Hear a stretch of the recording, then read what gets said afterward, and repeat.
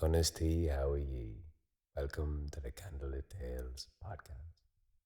I am sitting down in my bed, actually. I'm a little bit sick, and Sorka forgot to do the intro to this podcast, believe it or not. So we're not in the office. So apologies if you hear any strange noises of my housemates. Now, the reason we're doing this podcast is because it's a special edition sleepy podcast. Hence the reason I'm in bed. I'm going to listen to this story. It's just Sorka telling a story and Ruairí O'Shea of Fonnsheen-sounbaths. Well, he's going to play some sounds. If you like it, well, let us know. You can support this podcast by going to patreon.com/Candlelit Tales. You can catch our live events and all the other interesting things that we do up on social media or candlelittales.ie. Now, if you want to come to the Storytelling Soundbath in Ruairí Dublin, that's on the 1st of March in Yoga Dublin, Ruairí. Loads and loads of gigs coming up in March as well. So, yeah, check those out on candlelittales.ie or Facebook or wherever you get your Instagram needs. But enough about the plugs. We just want to hear a story, don't we? Just FYI, this podcast was produced and edited by Oisín Ryan. Sorka told the story, my sister, and Ruairí O'Shea played all the sounds and music. Sit back, enjoy, and remember there won't be a post-show conversation after this. We'll get to it again in a different episode. This one is just gonna fade out.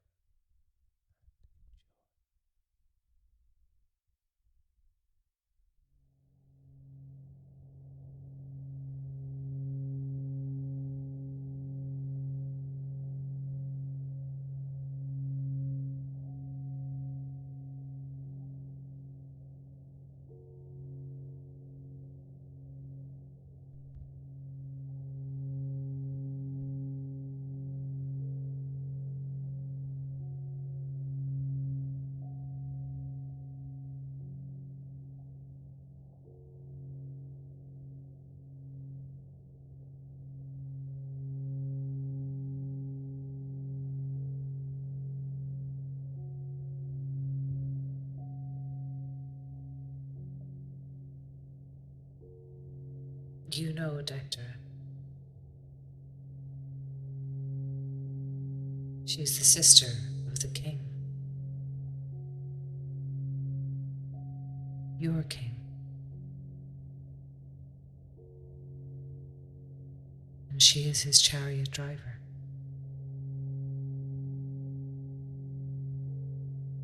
And she is your friend.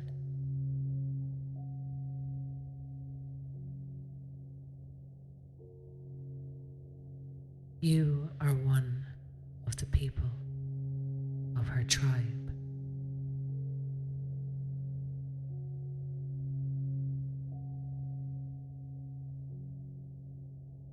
And you dwell at Awan-Macha, just as she does.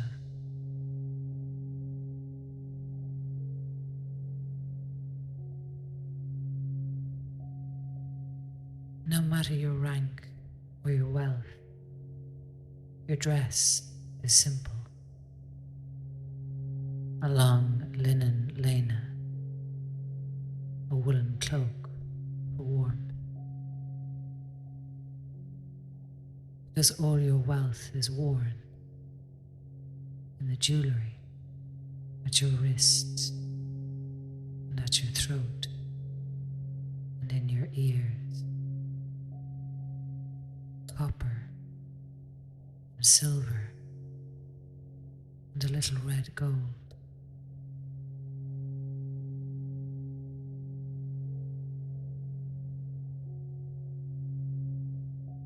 Deichtre has called on you to come to her, to gather, because today is her wedding day.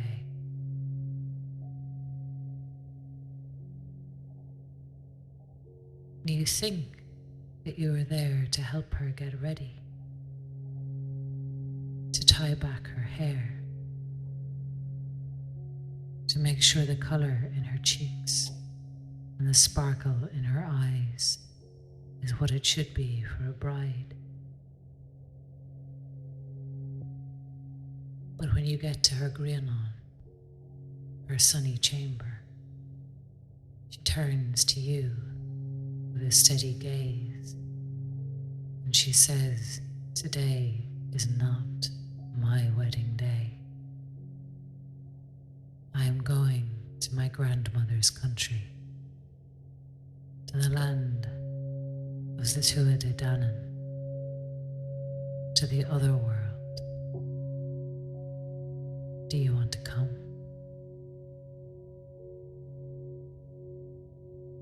And with that she turns and steps through a place where you thought there was a wall, but now you see that it is made of mist.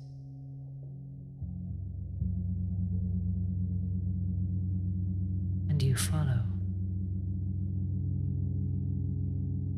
You follow your friend Deichtre into the other world.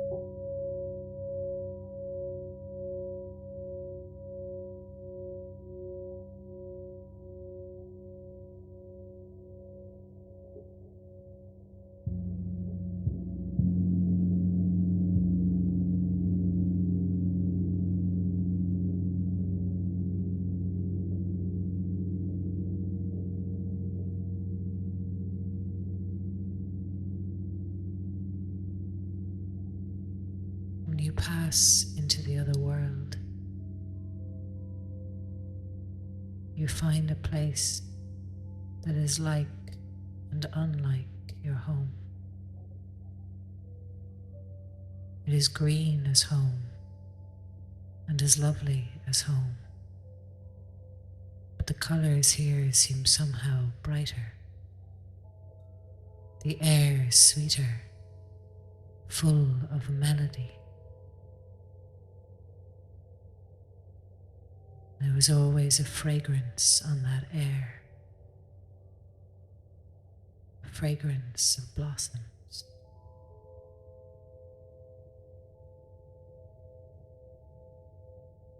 The trees are laden with flower and fruit, all in the same season.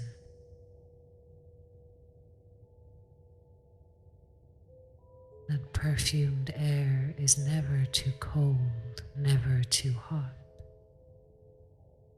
The breeze is always soft in your hair and on your cheek.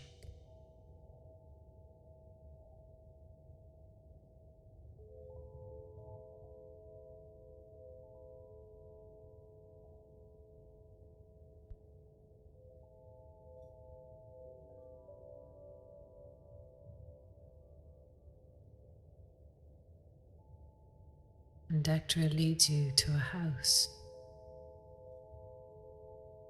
The house of a man whose face shines like the sun. The house of Lul Father. He offers Deichtre a cup full of wine. It smells of summer far away. She drinks it down without hesitation. And the wine of the other world has a seed in it. And Deichtre swallows that seed down into her belly, where it takes root and begins to grow.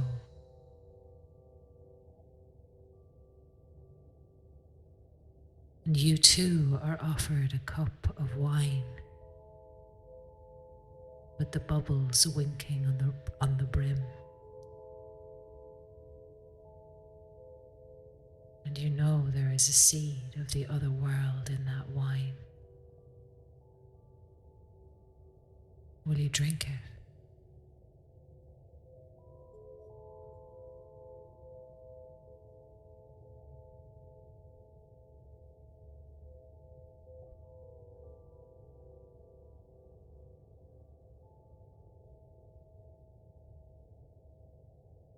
After a time in the other world, it feels somehow brief and eternal all at once.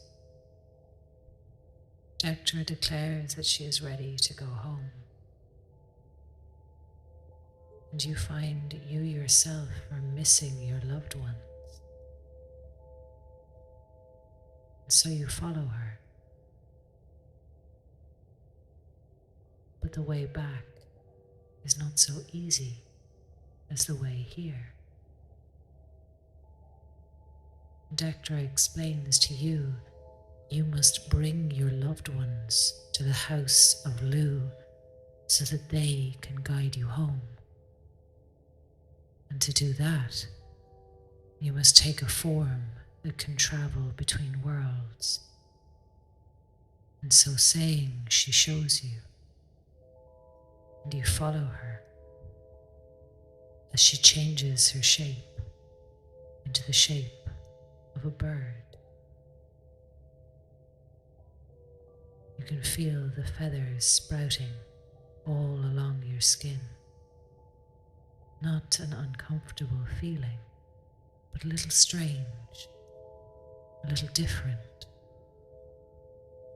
As you move your arms now, you find it is the most natural thing in the world for you to give a jump and take to the air. And you can feel the air rushing through feathers. You feel sure-footed, but it is not your feet that guide you, but your wings that carry you, that clutch the air as if it is water and push you through it, as though you were swimming, but lighter and freer than you have ever felt before.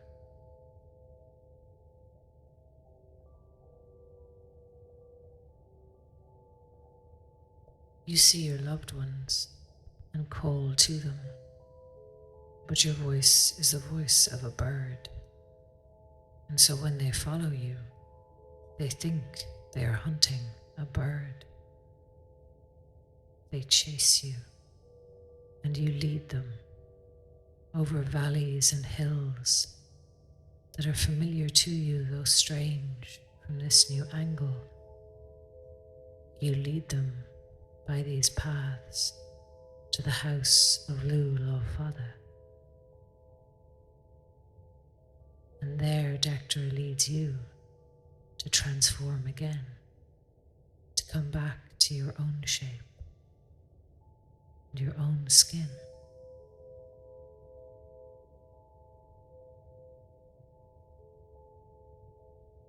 Your loved ones do not recognize you because your time in the other world has changed you.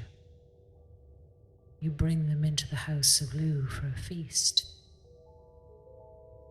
You all eat, you all drink, you all make merry, and you all fall asleep together.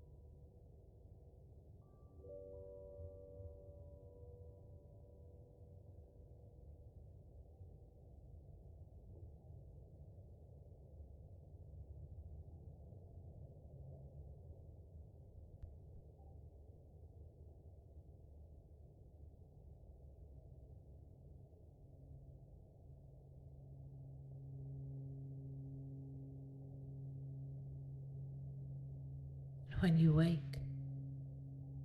wake at home in a world that is familiar to you.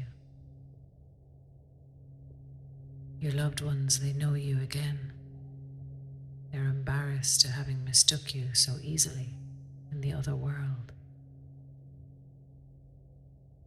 And as you stand in the land that is your home, that is your own, you can feel inside you that seed of the other world. You carry it with you now because you have been there. You have tasted the wine, you have eaten the fruit of the other world. You can carry it with you always.